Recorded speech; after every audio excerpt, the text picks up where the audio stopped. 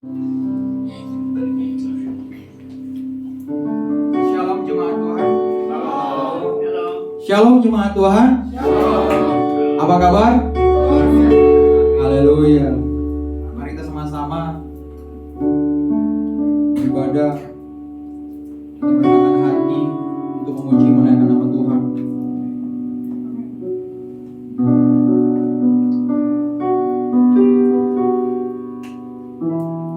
Naikkan syukur setiap ibu bapak ibu. Kita bersyukur sampai hari ini kita masih diberi kesempatan, diberi nafas kehidupan. Kita sadari bahwa Tuhan itu sangat baik bagi kita. Dia tidak pernah lupa dengan ciptaannya. Mari naikkan syukur kita, sembah Dia, puji Dia.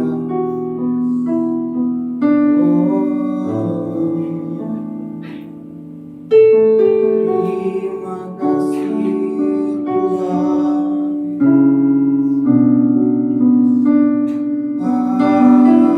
Haleluya.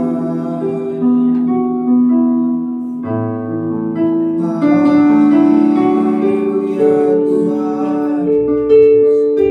Yesus, terima kasih. Terima kasih Tuhan. Glory, glory, hanya bagi-Mu Tuhan. Haleluya. Haleluya. Terima kasih. Terima kasih Tuhan. Engkau sangat baik, teramat baik bagi hidup kami. Haleluya Tuhan.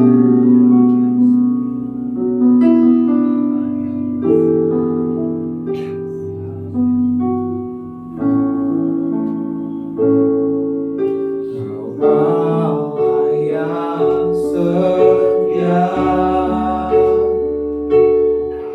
Bapa yang mulia, kasih-Mu besar Tuhan. Kau pulihkan hidupku, Kau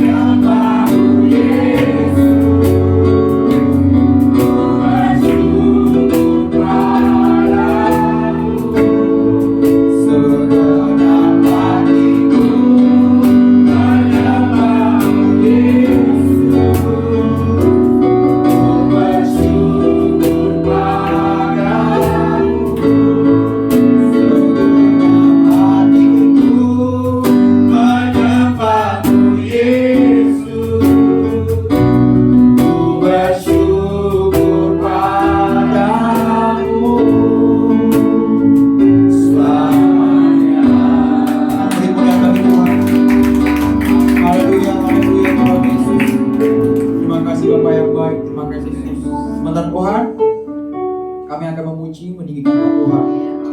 Yang siap memuji dan memuliakan nama Tuhan sama-sama katakan amin. Haleluya. Shalom Bapak Ibu. Shalom. Apa kabarnya? Haleluya. Saya undang jemaat kembali berdiri. Kita naikkan pujian kita, ku naikkan syukurku. Haleluya.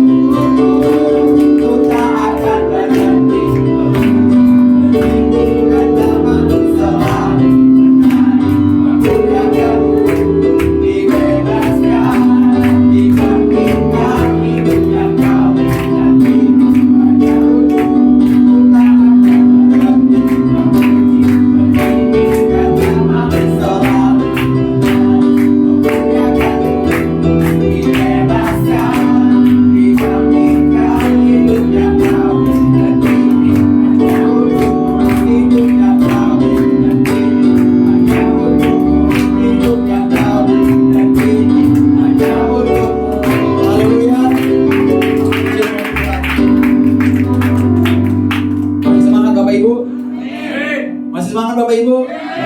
Haleluya, haleluya. Kita percaya bahwa Yesus ajaib. Kita percaya bahwa Allah kita hebat. Mari kita naikkan pujian kita.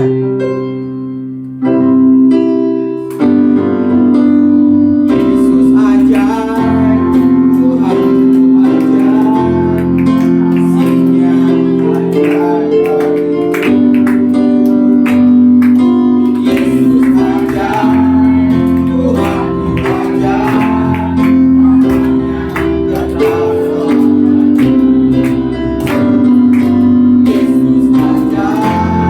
Tuhan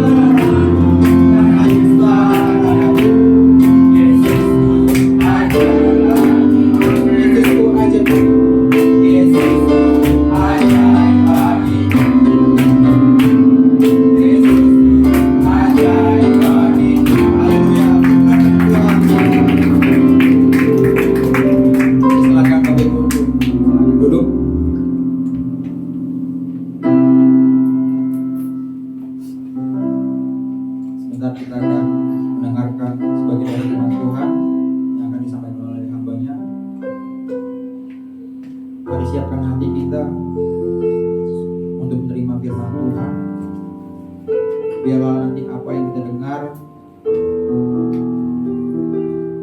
dapat kita masukkan dalam diri kita dan menjadi rema untuk hidup kita. Terima kasih Tuhan Yesus. Terima kasih Tuhan Yesus.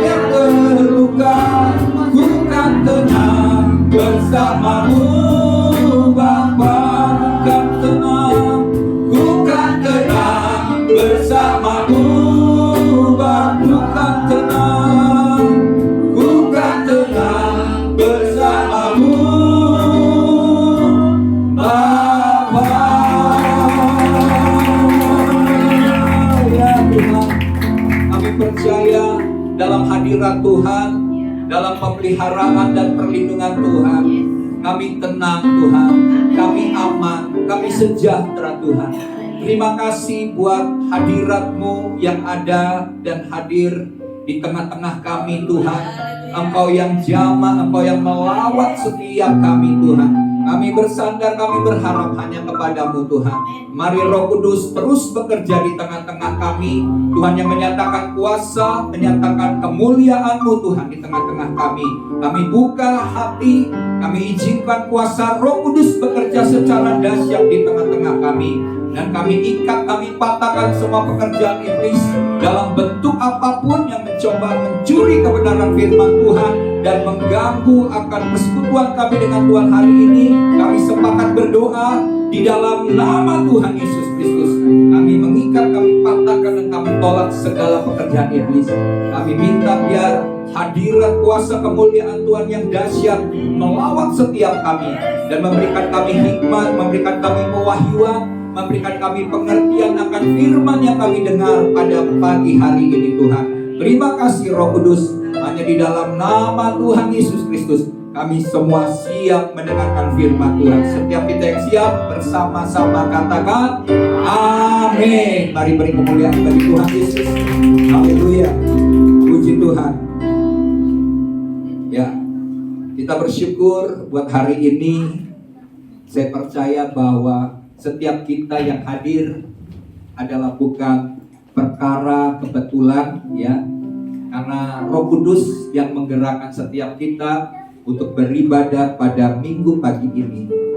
Tema yang akan saya bagikan hari ini adalah kekayaan sejati ya. Nah, mari kita akan lihat firman Tuhan untuk dasar yang menjadi keyakinan, yang menjadi kebenaran yang akan kita dengar pada minggu pagi ini, yang terambil di dalam Lukas pasal yang ke-12. Lukas pasal yang ke-12 ayat 13 sampai dengan ayat yang ke-21. Amin. Ya.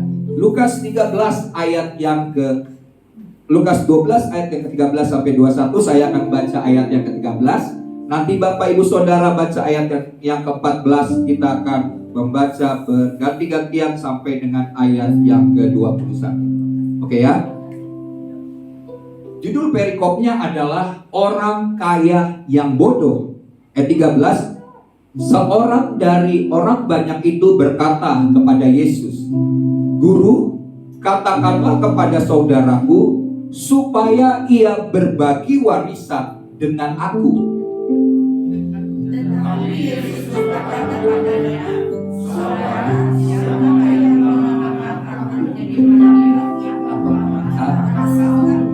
Ayat 15, katanya lagi kepada mereka, "Berjaga-jagalah dan waspadalah terhadap segala ketamakan. Sebab walaupun seorang berlimpah-limpah hartanya, hidupnya tidaklah tergantung daripada kekayaannya itu."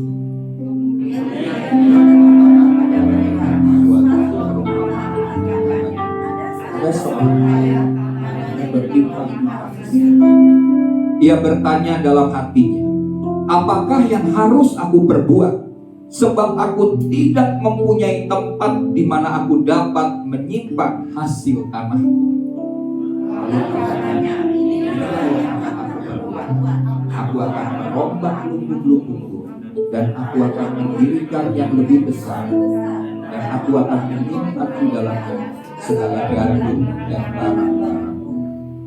Sesudah itu aku akan berkata kepada jiwaku, jiwaku, ada padamu banyak barang, tertimbun untuk bertahun-tahun lamanya.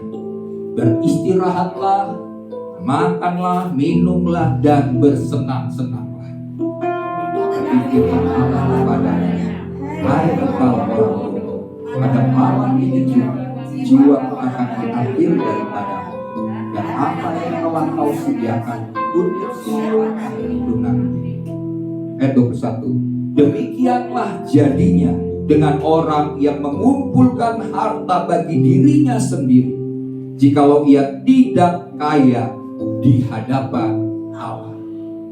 Bapak Ibu Saudara, memiliki banyak harta, memiliki uang, memiliki kekayaan, ya, itu tidak salah. Bahkan Tuhan mau supaya kita diberkati, karena Tuhan adalah Sang Pemberi.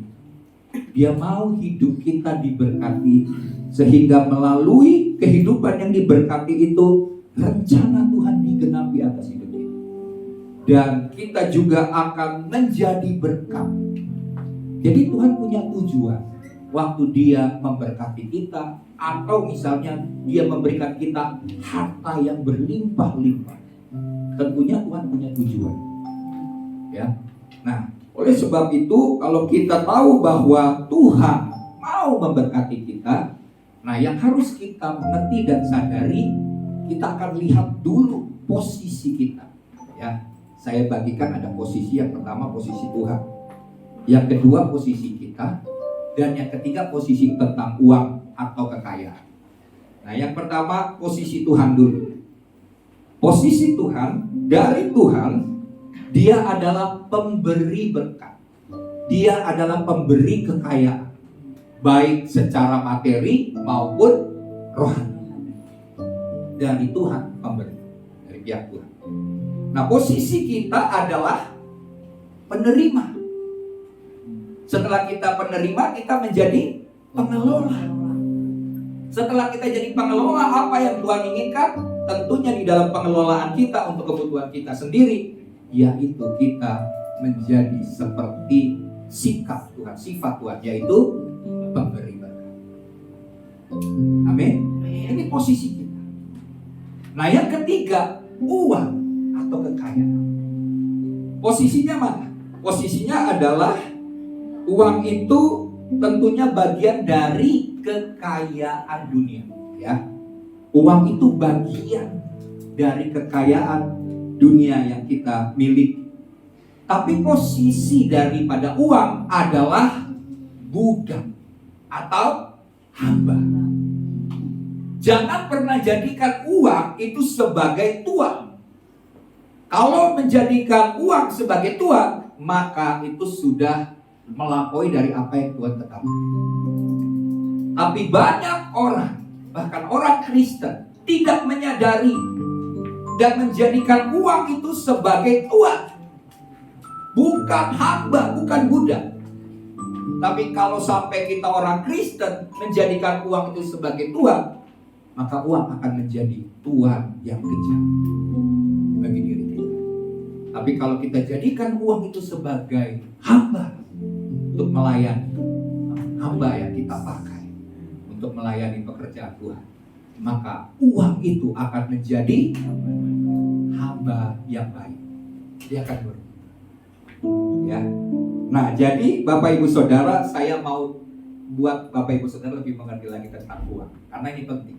Karena Yesus saja sampaikan tentang uang, perkara uang ini nomor 2 lebih banyak daripada perkara hati. Jadi pertama dulu hati, ya, yang paling penting untuk diubah sikap hati kita. Tapi yang kedua, perkara uang. Nah, uang itu adalah, saya mau katakan, perkara yang kecil. Mari sama-sama katakan, uang adalah perkara kecil. Amin. Jangan jadikan perkara yang besar. Mari kita lihat ayatnya di dalam Lukas pasal yang ke-16.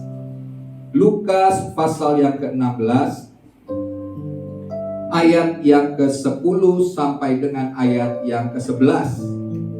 Ya, saya akan bacakan ayat ini yang meneguhkan bahwa uang adalah perkara kecil. Barang siapa setia dalam perkara-perkara kecil, ia setia juga dalam perkara-perkara besar. Dan barang siapa tidak benar dalam perkara-perkara kecil, ia tidak benar juga dalam perkara-perkara besar.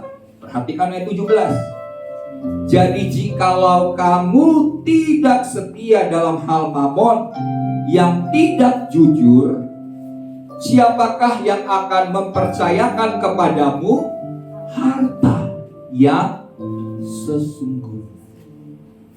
Jadi Yesus bicara tentang perkara kecil dan perkara besar.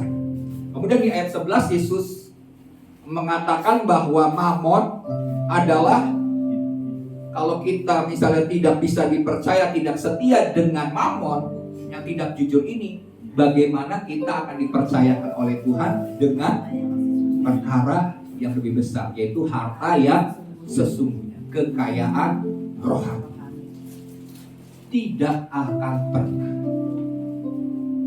Jadi yang bagi kita uang itu adalah perkara besar, ternyata itu salah. Kita harus rubah pemikirannya. Kalau kita menganggap bahwa uang adalah perkara besar, memang di dunia ini siapa sih yang gak butuh uang? Segala sesuatu membutuhkan uang. Tapi kalau kita menjadikan itu adalah sebuah tujuan, karena kita menganggap ini perkara besar, segala sesuatu gak bisa tanpa uang, itu adalah pemahaman dunia, pemahaman yang salah. Alkitab katakan bahwa ini perkara kecil. Uang adalah ujian bagi hati kita. Apakah kita bisa mengelolanya dengan baik, dengan benar, dan tidak menjadikannya sebagai tuan atas hidup. Tapi kalau itu menjadikan pengejaran kita, menjadikan sesuatu yang kita kejar seumur hidup kita, kita menghabiskan waktu-waktu kita untuk mengejar uang, dan uang, maka Tuhan katakan kamu gak setia dengan perkara kecil. Kamu gak mengerti bahwa posisi uang itu adalah budak, bukan Tuhan. Kalau kamu kejar uang, maka itu hidupmu akan terus menjadi sia-sia. Ya. Jadi Bapak Ibu Saudara, Tuhan menghendaki dalam hidup kita menerima kekayaan. Ya, kalaupun ada yang diberikan kekayaan secara materi, itu anugerah. Karena memiliki tugas. Ya, kekayaan dalam hal ini yang berlimpah-limpah ya. Saya yakin minimal anak-anak Tuhan diberikan kekayaan dalam tanda kutip bagi Tuhan ya. Tapi saya yakin yang bagi Tuhan ini lebih baik daripada dunia. Betul ya? Dan lebih baik. Tapi kalau seandainya memang Tuhan mempercayakan beberapa orang diberikan harta yang berlimpah-limpah karena sebuah tugas. Amin. Karena sebuah tujuan. Tapi saya percaya di sini Tuhan berkati kita dengan kekayaan yang cukup bagi Tuhan itu berlimpah. Ya. Nah, itu yang kita harus pahami, yang harus kita sadari bahwa ada kekayaan yang Tuhan berikan. Tapi yang lebih penting lagi adalah kekayaan surgawi. Kekayaan yang sejati ini yang harus kita kejar, ini yang harus kita cari, ini yang harus menjadikan hidup kita sebagai tujuan. Karena Tuhan mau memberikan upah yang besar di surga. Amin. Karena yang kekayaan dunia ini hanya sementara. Waktu kita mati, kita tidak akan pernah membawa harta itu sampai ke surga. Tapi kalau kita tahu bahwa apa yang kita kerjakan, kita lakukan, yang kita kejar ini membawa kita memiliki harta di surga, maka itu yang harus kita cari, kita kejar, kita lakukan. Apa itu yang membuat kita kaya di surga dan kita memiliki kekayaan yang sejati? Yang pertama adalah kita harus menyadari bahwa Kristus adalah kekayaan sejati. Amin. Memiliki Kristus itu adalah, yaitu hidup bagi Kristus itu lebih besar daripada menikmati kesenangan dari dunia atau dari dosa. Itu lebih besar Bapak Ibu Saudara. Kalau kita mencari Kristus, karena Paulus katakan begini. Ini Paulus ya, seorang hamba Tuhan yang dipakai Tuhan. Sebagian besar perjanjian lama perjanjian baru ditulis oleh rasul ini. Dia katakan apa? Segala sesuatu kuanggap rugi. Bahkan kuanggap bukan cuma rugi, sampah, kotoran, nggak berguna, dibuang. Tapi pengenalan akan Allah itu adalah hal yang paling utama.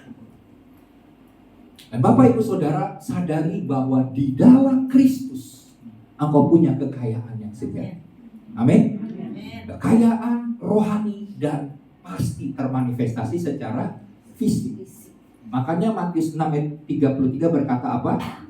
Cari dahulu kerajaan Allah dan kebenarannya, maka semuanya itu akan ditambahkan. Apa yang ditambahkan? Makanan, minuman, dan juga apa? Pakaian, tempat tinggal, mobil, dan lain sebagainya. Itu hanya bonus.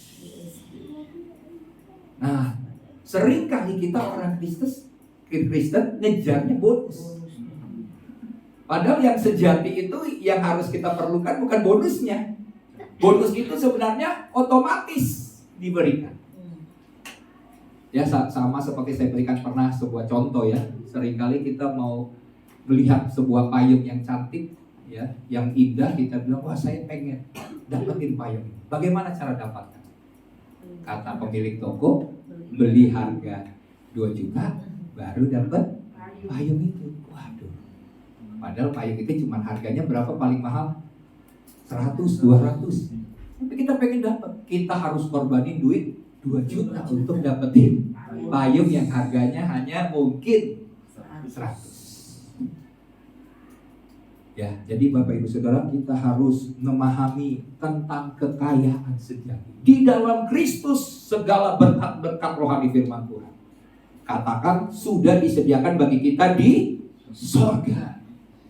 Segala berkat-berkat itu sudah disediakan, sudah disiapkan bagi setiap kita. Apa yang kau minta, apa yang kau inginkan, Tuhan bisa berikan. Ya, karena kekayaan sejati itu ada di dalam Kristus.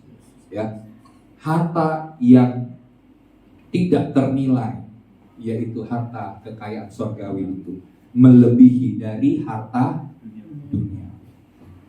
Apalah arti kata firman Tuhan? Kita memiliki seluruh kekayaan dunia, tapi kehilangan nyawa. Kita cuma menikmati di bumi, tapi di surga untuk selama-lamanya kita kehilangan nyawa kita. Lebih berharga mana? Lebih berharga nyawa kita daripada harta. Tanpa kita sadari seringkali kita menjual nyawa kita untuk harta yang tidak seberapa. Padahal harga kita lebih mahal dari jiwa kita di hadapan Tuhan. Sangat mahal dibandingkan harta yang kita miliki. Ya. Sebab itu, nah kita akan melihat bagaimana cara memiliki kekayaan sejati itu, ya, supaya kita mengejar hal-hal itu dan menghindari hal-hal yang tidak perlu kita kejar. Ya, dan hal-hal ini yang akan membuat kita kehilangan kekayaan sejati.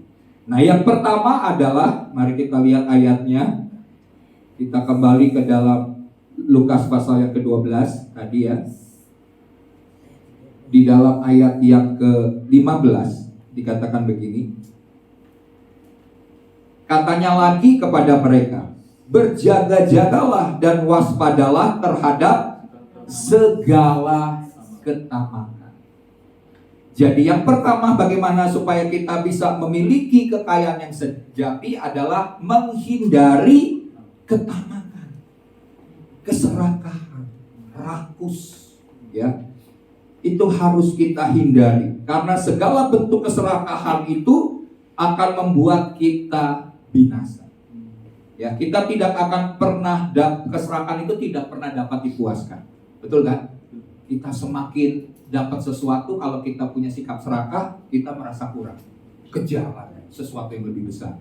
Udah dapat, masih belum puas. Kejar lagi karena sikap serakah. Amsal 23 ayat yang keempat. Mari kita baca ayat ini ya. Amsal 23 ayat 4 berkatakan begini. Jangan bersusah payah untuk menjadi kaya. Gak usah susah payah. Tinggalkan niatmu itu. Karena kenapa? Ayat 5, kalau engkau mengamat-amatinya, lenyaplah ia. Terus, karena tiba-tiba ia bersayap, terbang. Terbangnya lalu terbang ke angkasa seperti Raja Wali. Raja Wali kalau terbang itu cepat. Dalam berapa detik dia bisa melampaui badai. Tinggi, sangat cepat. Waktu kita mau mengejar uang, niat kita untuk menjadi kaya, firman Tuhan katakan jangan bersusah payah untuk menjadi kaya. Karena kenapa? Karena Tuhan katakan bahwa berkat Tuhanlah yang menjadikan kita kaya. Susah payah tidak akan menambahinya. Cuma Bapak Ibu Saudara, kalau kita hanya mengejar bersusah payah dari pagi sampai malam, ya sampai pagi lagi kita bersusah payah untuk mengejar harta kekayaan dunia. Ujung-ujungnya apa yang terjadi? Kita tidak sehat, ya sakit dan segala hal. Bahkan Alkitab katakan kalau kamu mengamat-amati, mengejar terus uang, dia akan terbang bersayap, ya tidak akan pernah kita gapai. Karena kenapa? Kita mengejar hal yang sia-sia. Jadi Bapak Ibu Saudara, hidup ini harus melayani Tuhan. Amin. Jangan biarkan waktu-waktu kita itu dihabiskan untuk berupaya menjadi kaya. Ya. Karena kalau sikap serakah itu ada, kita berupaya terus menjadi kaya, ini kurang, sekarang kayaknya kurang. Yang lain punya rumah, saya baru punya rumah 1, udah punya rumah 2, kurang lagi, harus punya villa di puncak misalnya. Masih kurang, udah diberikan villa, kurang besar. Semuanya akan kurang dan tidak pernah puas, Bapak Ibu Saudara ya. Jadi keserakahan tidak dapat dipuaskan. Ya, oleh sebab karena serakah itu adalah jerat iblis untuk mengumpulkan kekayaan secara berlebihan. Lebih banyak dan lebih banyak. Pengkhotbah 5, mari kita lihat firman Tuhan ya. Pengkhotbah 5 ayat yang ke-10. Kita akan belajar firman Tuhan ya. Oke, Khotbah 5 ayat yang 10 berkata begini. Siapa mencintai uang tidak akan puas dengan uang. Ya, cinta akan uang akar segala kejahatan. Dan kalau kita mencintai uang, tidak pernah puas dengan uang. Dan siapa mencintai kekayaan, tidak akan puas dengan penghasilan. Ini pun sia-sia. Kalau kita cintakan uang, kita nggak akan pernah puas dengan uang. Kalau kita mencintai kekayaan, kita rasa penghasilan kita tidak pernah cukup. Jangan izinkan diri kita mengejar hal yang sia-sia ini ya, Bapak Ibu Saudara. Jadi ada banyak orang yang tertipu. Contohnya mereka yang mengejar hal-hal yang sia-sia ini adalah koruptor. Betul kan? Banyak orang mengejar kekayaan uang yang berlimpah-limpah, nggak pernah puas, serakah, rakus, tamak. Udah tahu di firman Tuhan katakan nggak boleh ya buat proyek ya karena koruptor ya. Jadi dia akan cari uang kalau perlu dengan cara-cara yang tidak halal untuk mendapatkan uang dan kekayaan. Dan akibatnya apa yang harus mereka terima? Masuk ke penjara, binasa ya. Apa yang dikejar selama ini ternyata membuat dirinya harus menjadi orang yang harus mengalami penderitaan. Ya, jadi oleh sebab itu Bapak Ibu Saudara, jangan izinkan dirimu memiliki ketamakan dan keserakahan. Dunia ini sedang membuat kita menjadi orang yang tamak. Ya, kita tidak pernah puas. Kalau ada yang lebih daripada kita merasa, wah saya kok kayaknya nggak dihargai. Kalau saya nggak lebih kaya dari dia akan terus menginjak-injak dan menghina saya. Saya harus lebih daripada orang. Akibatnya kita mengejar hidup kita untuk semakin kaya, menjadi kaya. Nah, orang kaya yang bodoh ini tidak pernah puas, ya. Padahal kan dia udah lihat bahwa wah ini hartanya banyak, tempatnya udah terlalu kecil. Apa yang harus saya buat? Dia kan berpikir, apa yang harus saya buat? Yang dia buat adalah memperbesar lumbung-lumbung. Supaya apa? Supaya harta yang banyak itu bisa dia simpan lebih banyak lagi. Dia berpikir bahwa semakin banyak harta yang dia buat, dia akan tenang dan bahagia. Ya, pikirannya, pola pikirnya hanya bagaimana memperbesar dan memperbesar. Karena sikap serakah dan tamak.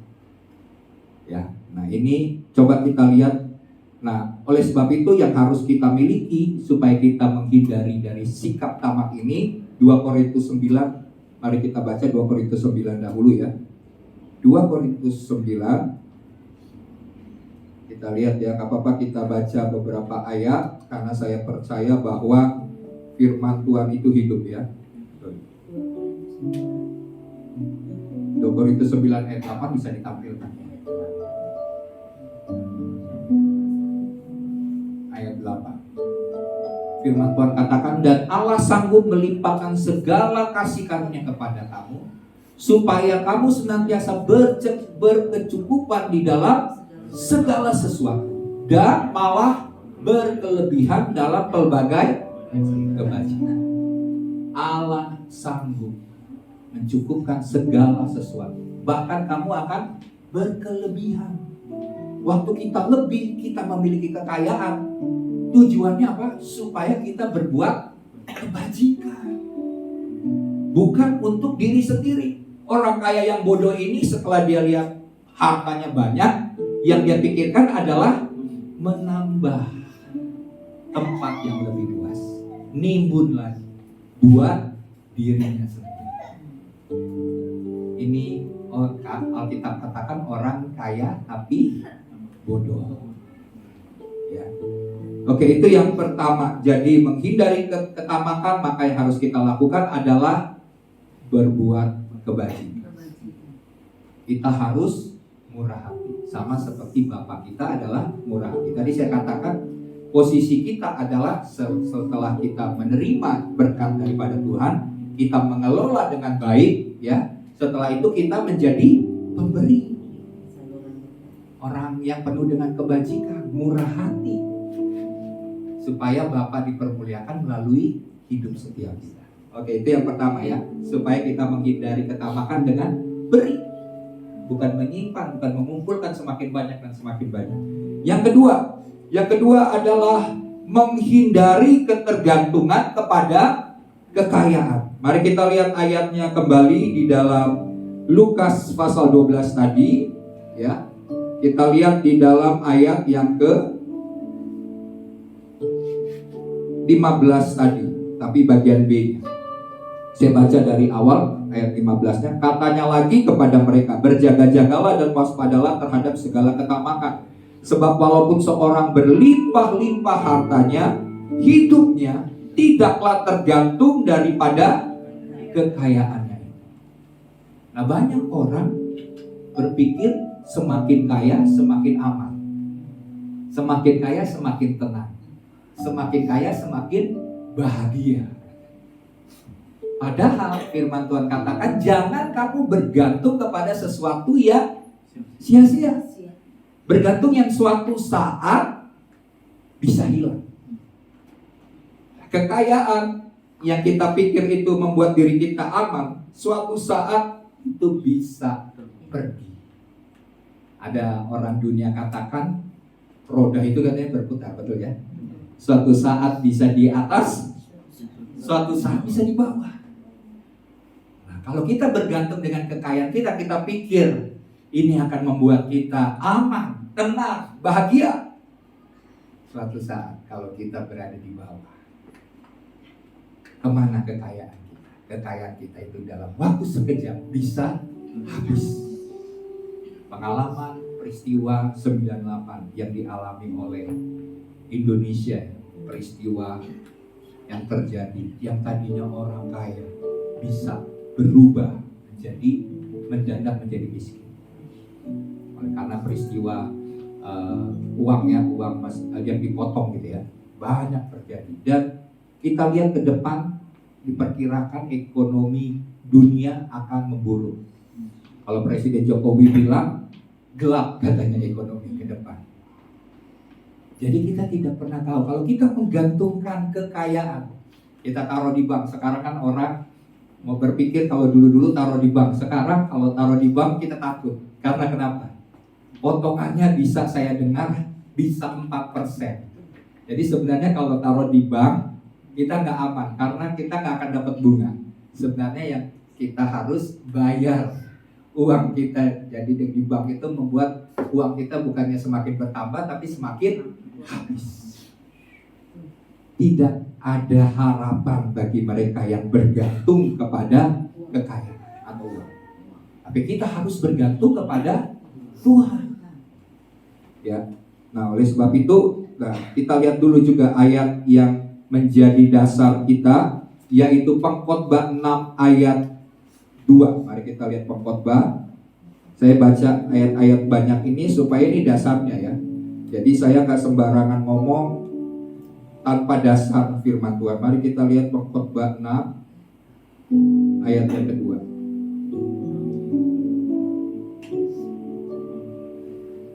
Dari ayat 1 aja ya, ayat 1 dulu dan ayat 2. Ada suatu kemalangan yang telah kulihat di bawah matahari. Ini perkataan dari seorang raja yang berhikmat, seorang raja yang kaya raya. Dia punya segala hal yang di dunia ini. Bahkan dikatakan tidak ada seorang raja yang kaya di dunia ini seperti Salomo. Dia katakan begini, kemalangan yang telah kulihat di bawah matahari yang sangat menekan manusia. Ayat kedua, orang yang dikaruniai Allah kekayaan, ya, kekayaan itu karunia Tuhan ya. Terus harta benda dan kemuliaan, berarti orang yang berkuasa, pejabat, orang yang kemuliaan itu gambaran orang dihormati, dihargai, sehingga ia tak kekurangan suatu apapun yang diingininya. Dia mau beli apa, dia bisa. Mau pergi apa, misalnya saya pernah lihat orang kaya ya, kalau pergi ke luar negeri cuma buat apa? Ke salon. Wah, saya bilang, ke salon ke luar negeri. Kenapa nggak cari salon di Indonesia yang mahal, bagus, itu juga sama enggak? Dia cari ke luar negeri. Ya. Nah, terus tidak kekurangan suatu apapun yang diinginkan oleh hatinya. Tetapi orang itu tidak dikaruniai kuasa oleh Tuhan untuk menikmatinya. Terus inilah kesia-siaan dan penderitaan yang pahit. Jadi Bapak Ibu Saudara, jangan cuma bersyukur, berterima kasih Tuhan, Engkau telah memberikan aku karunia untuk memperoleh kekayaan. Tuhan sudah berikan itu. Ya, janji Tuhan berkata bahwa kamu akan memiliki the power of get well. Berarti kekuatan untuk memperoleh kekayaan. Itu sudah diberikan. Kalau kita mempraktekkan iman, saya yakin semua orang Kristen pasti hidupnya kaya. Mempraktekkan, karena kekuatan itu, kuasa itu sudah diberikan. Ya. Nah, nanti penjabarannya secara jelas perlahan nanti saya akan sampaikan. Mungkin nggak butuh sekarang ya, tapi itu yang Tuhan sediakan bagi setiap kita. Ini perkara uang, perkara kekayaan, ini perkara iman. Kalau kita bisa menarik sesuatu yang dari alam yang berbeda ini bahasa bahasa orang dunia ini gelombang, frekuensi. Main di gelombang frekuensi itu semua kita bisa menarik perkara-perkara mujizat, Bapak Ibu Saudara ya. Nah, tapi yang saya mau sampaikan di saat ini bahwa kalau diberikan Tuhan karunia untuk memperoleh kekayaan, tapi tidak diberikan Tuhan karunia untuk menikmati, ini sia-sia. Ada banyak orang kaya, saking kayanya semakin banyak jadi semakin pelit ya Bapak Ibu Saudara ya. Akibatnya apa? Dia udah punya banyak duit, tapi untuk naik pesawat aja misalnya dia mikir, aduh kalau naik VIP mahal, harganya bisa bolak-balik pakai ekonomi. Ya udah naik yang ekonomi aja. Padahal dia bisa menikmati itu, dia bisa pakai itu untuk naik pesawat yang VIP. Dia bilang pulang pergi mahal, mendingan ekonomi saya bisa bolak-balik 2 kali. Nah, jadi belum bisa beli oleh-oleh tambahan yang lain. Berarti tidak punya karunia menikmati. Contohnya juga tidak punya karunia menikmati adalah dia bekerja ya, semasa mudanya banting tulang ya, si tulang dibanting-banting kasihan. Ya, sampai akhirnya dia sakit, pas sakit dia tidak bisa menikmati kekayaan itu ya. Itu adalah kemalangan yang sia-sia. Kasihan sekali gitu ya. Nah, jadi tapi yang kedua dikatakan gini, kita lihat lagi di Pengkhotbah 2 ayat 26. Pengkhotbah 2 ayat 26. 26. Firman Tuhan berkata begini. Ayat 26, karena kepada orang yang dikenannya ia mengaruniakan hikmah, pengetahuan, dan kesukaan. Tetapi orang berdosa ditugaskannya untuk menghimpun dan menimbun sesuatu yang kemudian harus diberikannya kepada orang yang dikenal Allah. Ini pun kesia-siaan dan usaha mencari angin. Coba bayangin, orang yang dikenal Tuhan, hidupnya dia dipimpin dengan hikmat tuntunan Roh Kudus. Dia nggak perlu susah payah, tapi dia diberikan karunia untuk menikmati. Orang lain kerja keras, ya, orang lain dapetin uang susah, tapi orang yang dikenal Tuhan menikmati kekayaan orang. Ini juga sebuah kesia-siaan. Orang udah kerja keras, tapi hasilnya dinikmati oleh orang lain. Ya, jadi karunia untuk menikmati diberikan kepada orang yang dikenal oleh Tuhan. Saudara harus jadi orang yang dikenal Tuhan. Bagaimana jadi orang yang dikenal Tuhan? Yaitu menjadi orang yang mencari dahulu kerajaan Allah dan kebenaran. Itu kuncinya. Baru semuanya itu akan ditambahkan sama Tuhan. Bukan yang itu yang kita kejar, tapi bonus yang dari Tuhan itu akan kita terima. Yang terakhir di poin yang kedua ini adalah Matius 6. Mari kita lihat lagi Matius 6. Ya, Bapak Ibu Saudara, Matius 6 ayat 19 sampai dengan ayat yang ke-20. Firman Tuhan berkata begini, janganlah kamu mengumpulkan harta di bumi.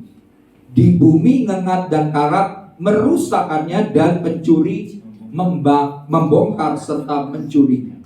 Tetapi kumpulkanlah bagimu harta di sorga. Di sorga ngengat dan karat tidak merusakannya dan pencuri tidak membongkar serta mencurinya. Beberapa waktu lalu kita dengar ada seorang yang sudah mengumpulkan uang untuk pergi naik haji, ya. Dia kumpulin duit berapa juta dia mau naik haji. Tahu-tahu pas dia kumpulin udah diperkirakan sekitar 50 juta buat naik haji. Waktu dia bawa, dia ambil dari tempat yang dia simpan. Apa yang terjadi? Uangnya dimakan rayap. Dimakan rayap, uang 50 juta. Setelah itu dia hitung-hitung udah ada yang udah hancur gitu uangnya, ya. Dimakan rayap. Dia hitung ternyata hanya dia tukarkan ke bank. Karena dia pikir bank bisa nolong lah. Ini gimana duit saya ini udah banyak yang hancur. Sama bank cuma bisa dihargai uang yang dikumpul-kumpuli dengan usaha maksimal dari bank hanya bisa dapat berapa juta? 20 juta. Lumayan, walaupun itu sedikit sekali. 20 juta, 30 jutanya itu habis dimakan raya. Apalagi ya, kekayaan kita semuanya kan suatu saat akan berkarat. Misalnya kita punya rumah, kalau udah berapa tahun pasti harus dibongkar. Berarti yang kita pikir ini rumah 1M misalnya, wah kalau dibongkar berarti butuh biaya lagi, habis. Nah yang ketiga adalah orang semakin banyak duit semakin takut. Karena kenapa? Takut duitnya dicuri, ya kan?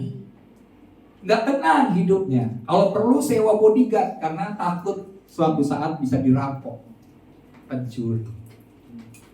Kita mengumpulkan harta kekayaan di bumi. Yang pertama ngengat, karat, dan pencuri datang untuk membongkar dan mencuri.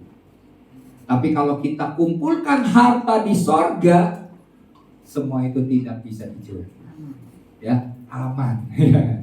Dan ada berkat Tuhan yang luar biasa yang Tuhan sediakan. Amin. Di sorga ini Bapak Ibu Saudara, apa yang kita cari, kita kejar di sekarang ini kan emas. Di sorga itu jalanan adalah jalanan kita emas.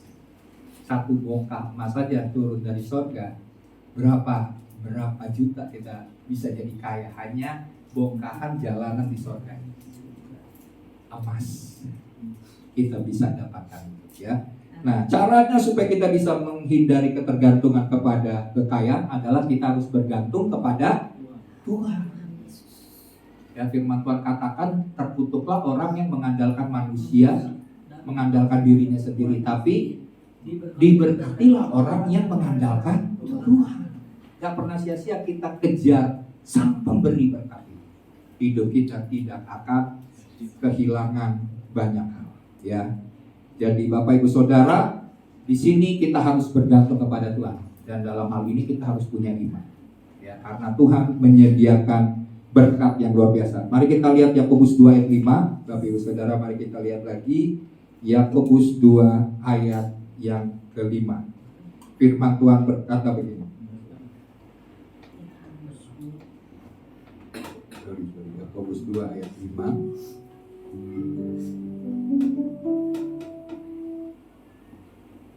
Sudah ditampilkan ya, cepat. Oke. Dengarkanlah hai saudara-saudara yang kukasihi, bukankah Allah memilih orang yang dianggap miskin oleh dunia ini untuk menjadi kaya dalam iman dan menjadi ahli waris kerajaan yang telah dijanjikannya kepada barang siapa yang mengasihi Dia.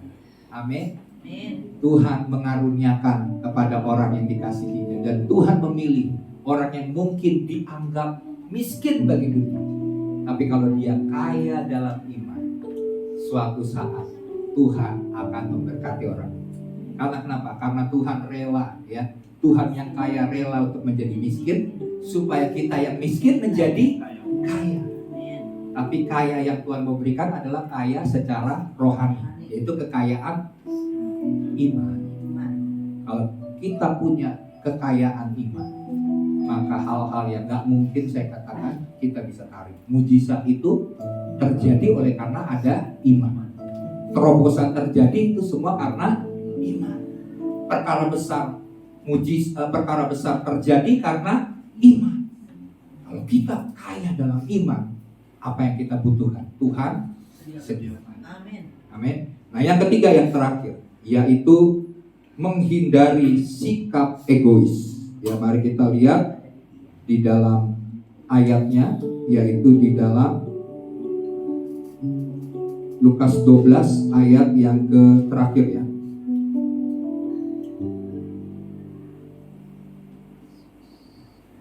Ayat 21. Demikianlah jadinya dengan orang yang mengumpulkan harta bagi dirinya sendiri, jikalau ia tidak kaya di hadapan Allah. Mengumpulkan harta bagi dirinya sendiri. Dia pikir, wah, saya udah punya lumbung yang besar, harta yang kaya, ya, kekayaan yang melimpah, 7 tahun, 7 keturunan nggak pernah habis, ya. Saya akan memiliki hati yang tenang, jiwa saya tenang, katanya. Udah saatnya, katanya, makan, minum, bersenang-senang, hai jiwa, ya kan.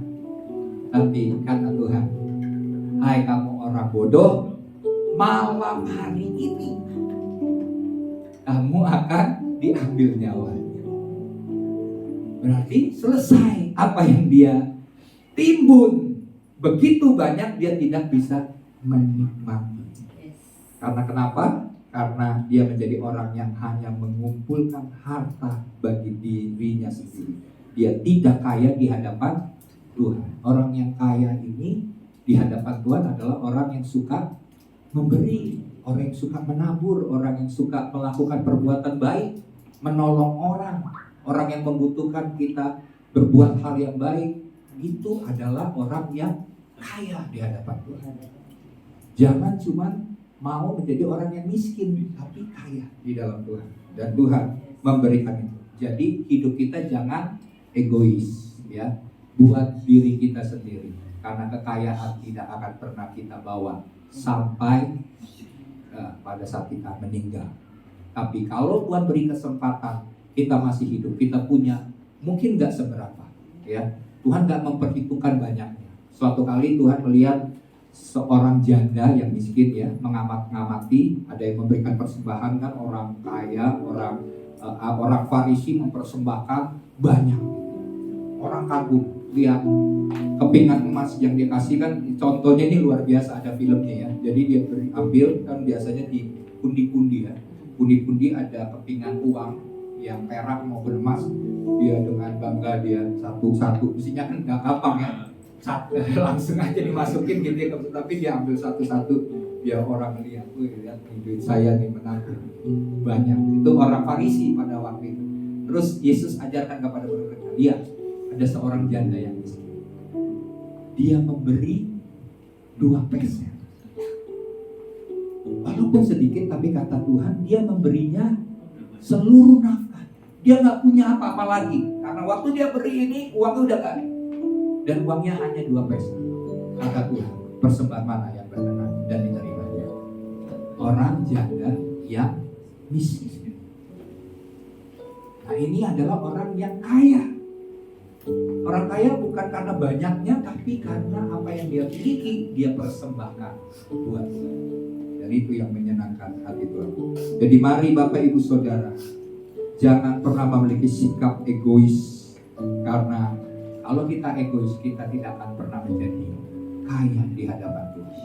Tapi kalau kita mau memberi, kita mau berbuat menolong orang, maka itu adalah perbuatan bahwa diri kita adalah kaya di dalam Tuhan. Oke? Nah, jadi 3 hal ini Bapak Ibu Saudara. Yang pertama, menghindari ketamakan, menghindari ketergantungan kepada kekayaan, dan menghindari sikap egois. Itulah yang harus kita lakukan, karena hal ini yang bisa membuat kita kehilangan akan kekayaan sejati. Tapi kalau kita mengejar hal-hal yang benar, karena kita sudah kaya di dalam Tuhan. Amin. Tuhan mau jadi miskin supaya kita jadi kaya. Sadari dirimu ini kaya, tapi jangan punya mental miskin. Sudah tahu kaya tapi masih berpikiran miskin. Dan kalau kita tidak menangkap firman Tuhan ini dengan benar, dengan sungguh-sungguh, maka firman itu akan berlalu dalam hidup kita.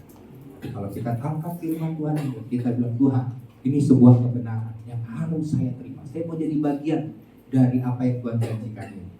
Maka firman itu hidup, bertumbuh, dan berbuah lebat pada waktunya. Amin. Mari kita bangkit berdiri, kita berdoa. Terima kasih Bapa, Engkau mengajar kami untuk memiliki kekayaan sejati. Sebab pencarian kami untuk mengejar hal-hal yang kekayaan yang dunia ini adalah sia-sia di hadapan Tuhan. Tapi kami mau menyadari Tuhan, ada kekayaan sejati yang Tuhan sediakan bagi setiap kami. Kami mau mengejar perkara-perkara besar ini Tuhan. Sebab kami tahu uang adalah perkara kecil yang Tuhan pakai untuk menguji hati kami. Pada saat kami bisa dipercaya untuk perkara uang, maka kami akan dipercayakan untuk perkara-perkara yang besar, yaitu harta yang sesungguhnya yang Tuhan sediakan bagi setiap kami. Tolong kami Tuhan, supaya kami mengejar kekayaan yang Tuhan sudah berikan bagi kami. Engkau berkata bahwa segala berkat-berkat sorgawi sudah disediakan bagi kami di sorga dan siap dicurahkan atas hidup kita. Kami semua yang membutuhkan kesembuhan, kami percaya Tuhan telah memberikan dan menyediakan kesembuhan bagi kami. Bahkan ada barang-barang atau benda-benda di sorga yang kita butuhkan. Ada seorang hamba Tuhan yang pernah Tuhan berikan penglihatan tentang sorga. Dia melihat ada kaki-kaki yang baru, ada mata yang baru, ada telinga yang baru. Yang di bumi ini sudah rusak. Waktu kita berdoa, Tuhan bisa berikan telinga yang baru, kaki yang baru, semua hal yang baru pada waktu kita meminta. Asalkan kita mau percaya, bergantung kepada Tuhan. Karena Tuhan kita adalah Tuhan yang kaya. Carilah Tuhan dan kebenarannya, kerajaannya dan kebenarannya, maka semua yang kita butuhkan itu ditambahkan atas seluruh kehidupan. Bapak hamba berdoa bagi setiap jemaat Tuhan. Hamba berdoa biarlah terjadi terobosan bagi kehidupan mereka Tuhan. Setiap kebutuhan keperluan mereka Tuhan. Kami percaya firman-Mu berkata bahwa Allahku akan memenuhi segala keperluanku menurut kekayaan dan kemuliaannya bagi setiap kami di dalam Kristus Yesus Tuhan. Oleh sebab itu Bapak hamba berdoa, biarlah kelimpahan dari sorga, kekayaan dari sorga Tuhan boleh diterima oleh jemaat Tuhan. Dan hamba berdoa, hamba menghardik segala pekerjaan iblis, segala perbuatan jahat daripada iblis yang selama ini mencuri berkat-berkat Tuhan, yang selama ini menghalangi anugerah kekayaan yang dari sorga itu dilimpahkan atas kehidupan daripada umat Tuhan. Saat ini hamba ikat setiap pekerjaan iblis itu dalam nama Tuhan Yesus. Hamba ikat setiap pekerjaan dari setiap anak-anak Tuhan di tempat ini dari iblis dalam nama Tuhan Yesus Kristus. Dan hamba lepaskan anugerah berkat iman yang daripada Tuhan, untuk mereka boleh mengalami terobosan, mujizat, pertolongan Tuhan yang dahsyat dan ajaib yang Tuhan sediakan atas kehidupan daripada umat-Mu. Terima kasih Bapa, datanglah kerajaan-Mu, jadilah kehendak-Mu atas hidup kami sama seperti di sorga. Dalam nama Yesus kita semua yang diberkati bersama katakan amin.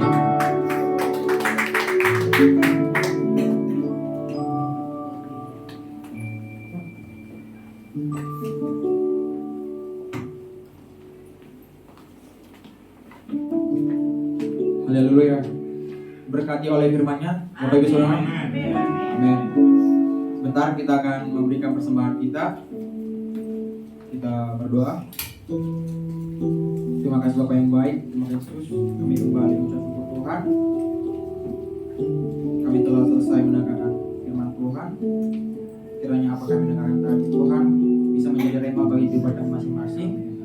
Biarlah dari setiap hidup kami bisa menjadi bertumbuh dari setiap apa yang kami dengar Tuhan Yesus. Sebentar Tuhan kami akan memberikan persembahan. Kiranya Tuhan memberkati setiap tangan-tangan memberi Tuhan. Kami siap memberi di dalam nama Yesus. Haleluya. Amin.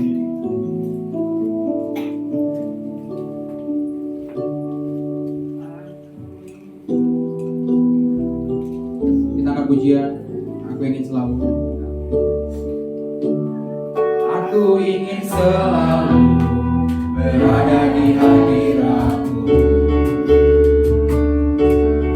Aku ingin selalu berlindung dalam naungan-Mu. Di bawah keempat sayap-Mu, Kau bawaku terbang tinggi, melintasi langit biru, bagaikan raja wali. Aku ingin selalu. Aku ingin selalu berada di hadirat-Mu. Aku ingin selalu berlindung dalam naungan-Mu. Di bawah keempat sayap-Mu, Kau bawaku terbang tinggi, melintasi langit biru, bagaikan raja wali. Saya undang Bapak Ibu bagi dua diri. Raja wali melintasi bukit tinggi, bagai raja wali melintasi badai hidup. Di bawah keempat sayap-Mu, Kau bawaku terbang tinggi, melintasi langit biru, bagaikan raja wali. Melintasi langit biru, bagaikan raja wali. Melintasi langit biru, melintasi langit biru, bagaikan raja wali. Haleluya. Kita akan mengakhiri ibadah kita.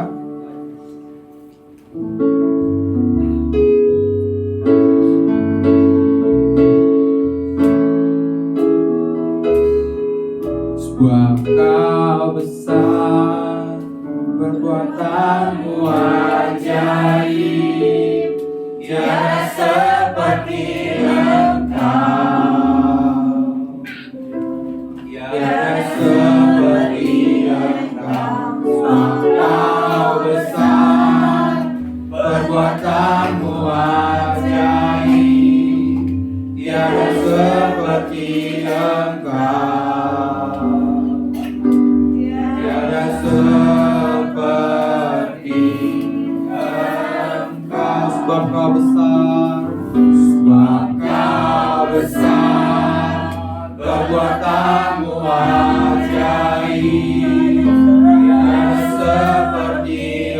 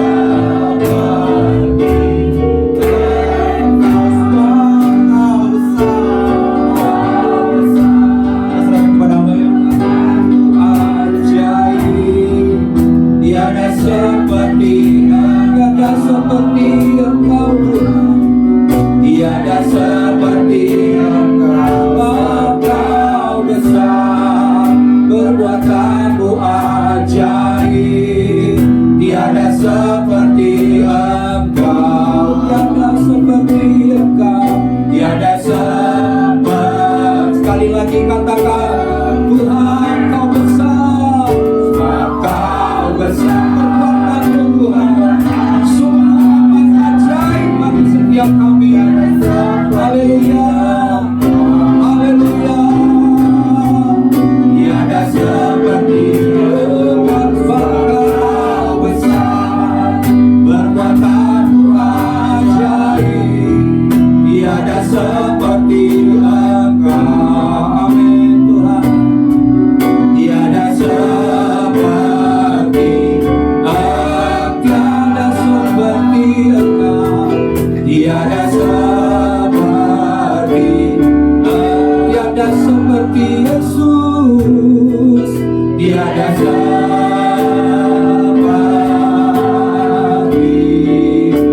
Yesus. Haleluya, haleluya, haleluya. Saya merasakan sebuah atmosfer iman yang Tuhan berikan bagi setiap kami, bagi setiap kita. Mari tangkap, ini ada atmosfer iman yang Tuhan sediakan di tengah-tengah kita. Mari percaya, Tuhan berikan iman kepada setiap kita. Terima iman sebagai anugerah yang Tuhan berikan, sehingga engkau kaya di dalam iman. Engkau bergantung percaya kepada Tuhan, bahwa bagi Tuhan tidak ada perkara yang mustahil.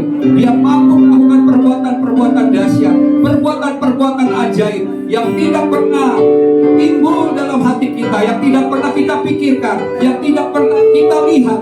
Tuhan sediakan bagi setiap kita. Terima kasih Tuhan, terima kasih Tuhan. Berikan kepada kami iman yang semakin besar, iman yang semakin kuat, iman yang tidak pernah goyah di tengah badai sebesar apapun. Kami mau bergantung, kami akan mau berdiri di tengah badai sekalipun.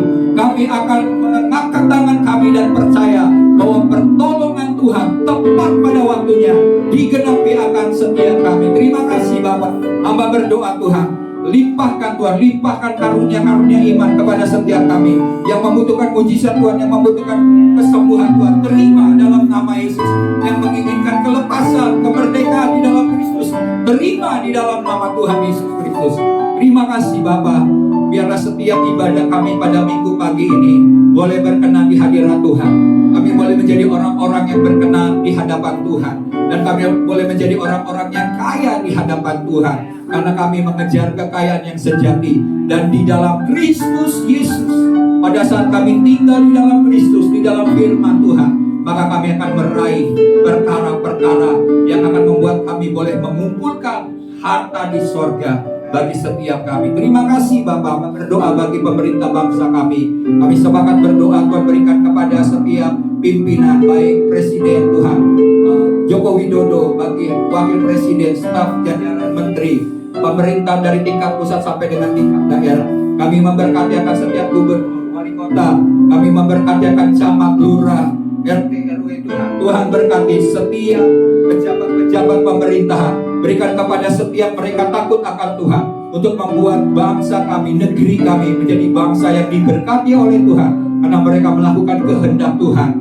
Tuhan jauhkan Tuhan dari segala ketamakan. Tuhan jauhkan dari keinginan-keinginan yang jahat ya Tuhan, dari pemimpin bangsa kami, sehingga bangsa kami menjadi bangsa yang sejahtera, bangsa yang makmur, bangsa yang maju, bangsa yang diberkati Tuhan. Kami berdoa biar keamanan bangsa ini boleh terpelihara dengan baik. Kami berdoa bagi TNI dan Polri boleh menegakkan keadilan dengan sebenar-benarnya Tuhan. Kami berdoa biar roh takut akan Tuhan melanda bangsa ini, sehingga bangsa ini boleh aman dan sejahtera Tuhan, dalam lindungan Tuhan yang sempurna. Terima kasih, jauhkan Tuhan dari masalah-masalah baik bencana alam. Tuhan jaga lindungi setiap umat Tuhan. Perlindungan darah Yesus membungkus setiap kami, sehingga kehendak dan rencana Tuhan saja terjadi dalam kehidupan kami.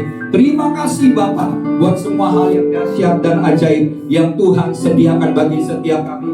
Kami akan menutup akan ibadah ini, dan kami akan menerima anugerah berkat yang Tuhan sediakan bagi kami. Mari jemaat angkat tangan, harapkan hal-hal yang besar, karena Tuhan yang besar, Tuhan yang kaya, yang mau melimpahkan itu atas setiap kita. Dan terimalah berkat daripada Bapa Surgawi, kasih setia, kasih rahmat daripada Tuhan Yesus, belas kasihan, kemurahan daripada Tuhan turun atas setiap kami Tuhan, dan persekutuan dengan Roh Kudus menyertai setiap kami Tuhan, sampai Maranatha, Yesus Kristus datang kedua kali menjemput kita, dan kita tidak kedapatan bercacat celah. Kita tidak akan kekurangan segala hal yang baik yang Tuhan sediakan dan limpahkan atas setiap kita. Dalam nama Tuhan Yesus Kristus, semua yang diberkati bersama katakan amin.